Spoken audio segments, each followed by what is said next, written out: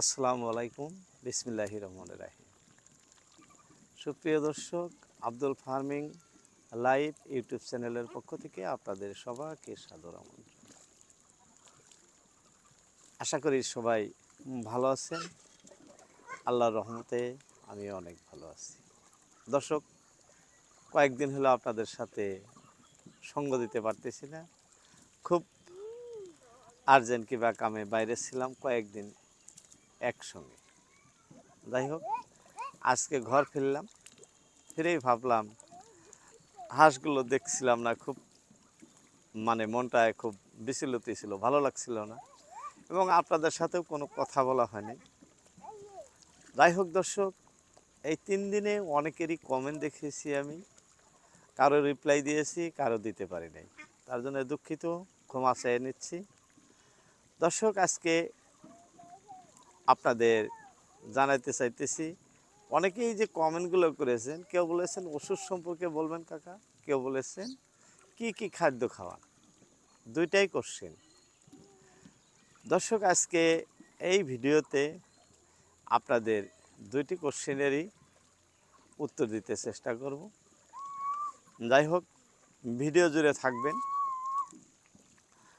এক এক করে আপনাদেরকে আমি তথ্যগুলো বলে দিব। দর্শক, নিজেরাও যেহেতু জানেন, কম বেশি যারা নতুন তারা জানেন না, সুন্দর করে বুঝিয়ে বলবো। ভিডিওটি কন্টিনিউ করবেন, আধা ছেড়ে গেলে কিন্তু বুঝতে পারবেন না, কারণ আমি লিখে কোনো কিছু আপনাদের সামনে শেয়ার করি না। আস্তে আস্তে আমার যেভাবে আমি করি, সেই নিজের অভিজ্ঞতার থেকে আপনাদের মাঝে কথা শেয়ার করি। যাই হোক দর্শক, বলছিলাম আমার ভালো লাগছিল না। এই যে দেখেন, আসার সঙ্গে সঙ্গে আমি হাঁসগুলাকে খাদ্য খাওয়াইতেছি। এই যে এক একজন এক এক জায়গায় দেখেন, পানিতে কেউ টানে, কেউ কুচুরি পানা খাইতেছে। যাই হোক, খাওয়ার উপরে আছে সবাই ব্যতিব্যস্ত।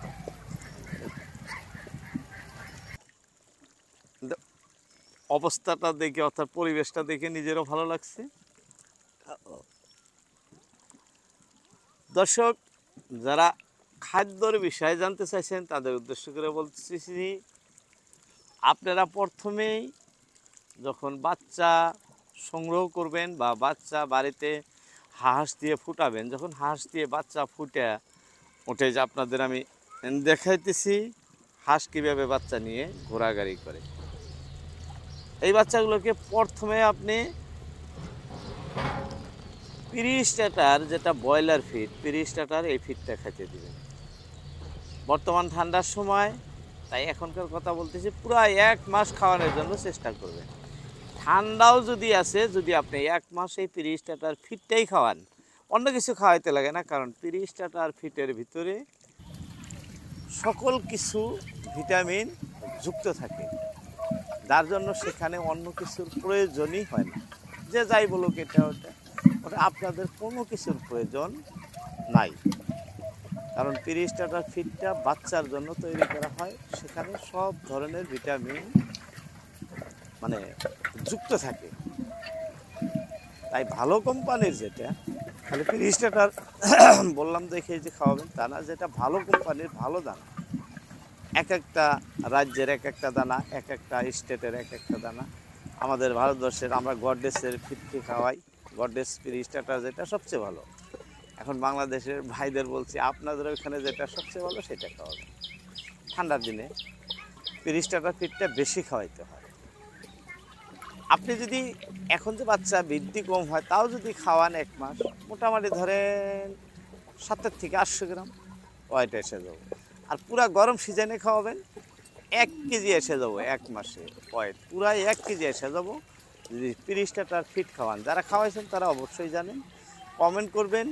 আমি কারো কমেন্টের করলে খারাপ পাবো না, যে যা লিখতে পারেন লিখবেন, আমি বলে দিলাম।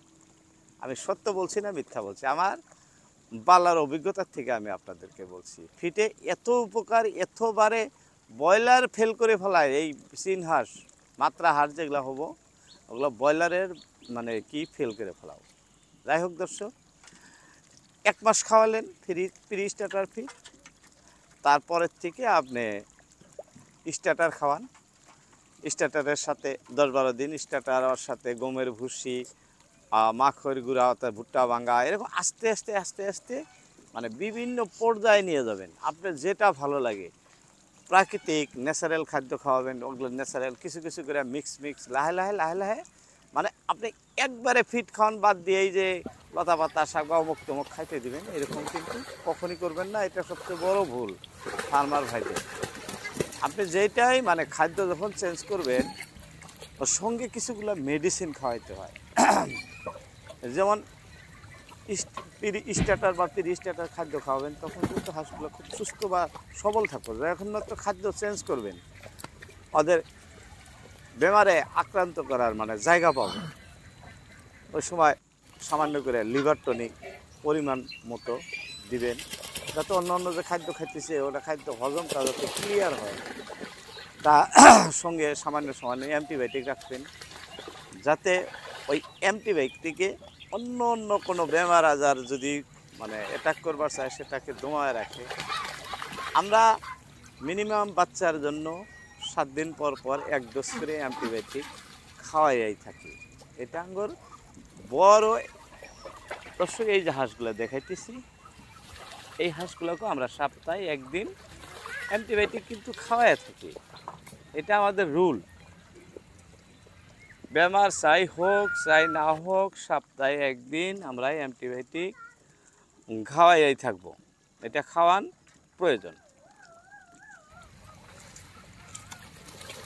ওইভাবে পারলে হাঁস কিন্তু কিছুদিনের মধ্যে আপনার বড়।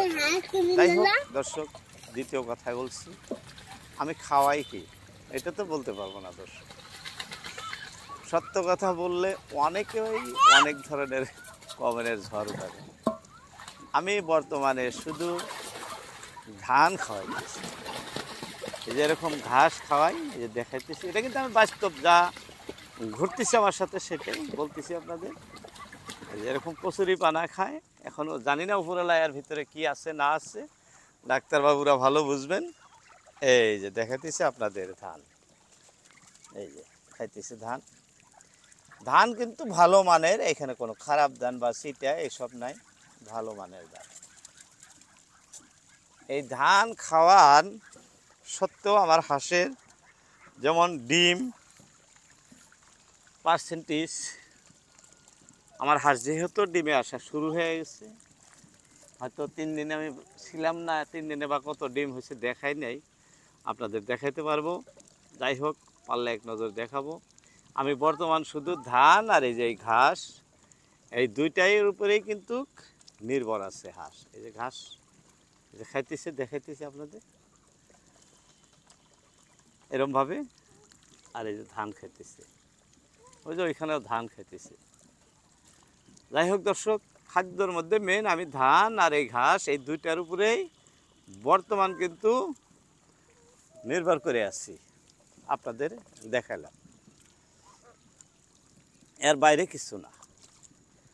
ক্যালসিয়ামও নাই বর্তমানে, এখনও ক্যালসিয়াম দেয় নেই, যেহেতু ক্যালসিয়ামের অভাব দেখতেছি না হাঁসে, মানে স্বাস্থ্যবানই আছে হাঁস, আর লড়চড় যা আছে সব ঠিকই আছে, দেখলে বোঝা যায়।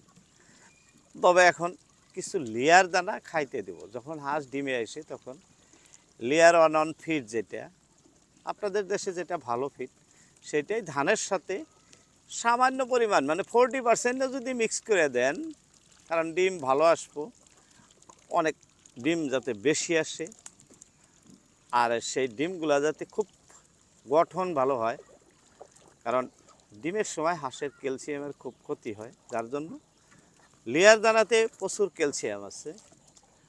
যদি দেখেন না দানা দিলে অল্প সমস্যা আসে প্রথম, তাহলে কম কম করে দিয়া ধানের সাথে অভ্যেস করবেন। আগে দিবেন 20%, 30%, 40%, এইভাবে কিছু কিছু কিছু কিছু বাড়ায়া যাবেন। একবারেই ফিট খাওয়ানি না হঠাৎ করে ফিট দিচ্ছেন, তাহলে কিন্তু হাঁস খাইতে চাবো না। সেটা আপনাদের বলে দিলাম, লাহে লাহে লাহে লাহে অভ্যাসে পরিণত করবেন। তারপরে ফিটে মানে ডিমের যেটা ফিট অর্থাৎ লেয়ার দানা যেটা, এটা খাওয়াইলে অবশ্যই ডিমের গঠন ডিম সব ভালো হবে, বড় বড় হবো সাইজ, আর ডিমটা দেওয়ার মানে প্রবণতাটা বৃদ্ধি হবো। বেশি ডিম দেওয়ার সম্ভাবনাটা সবসময় বেশি থাকে দানা খাওয়ালে।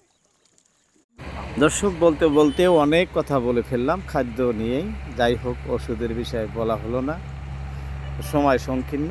আগামীকাল ভিডিওতে আপনাদের সম্পূর্ণ ওষুধের বিষয় নিয়ে একটি টিউটোরিয়াল করে সকল ধরনের সমস্যার সমাধানের চেষ্টা করব।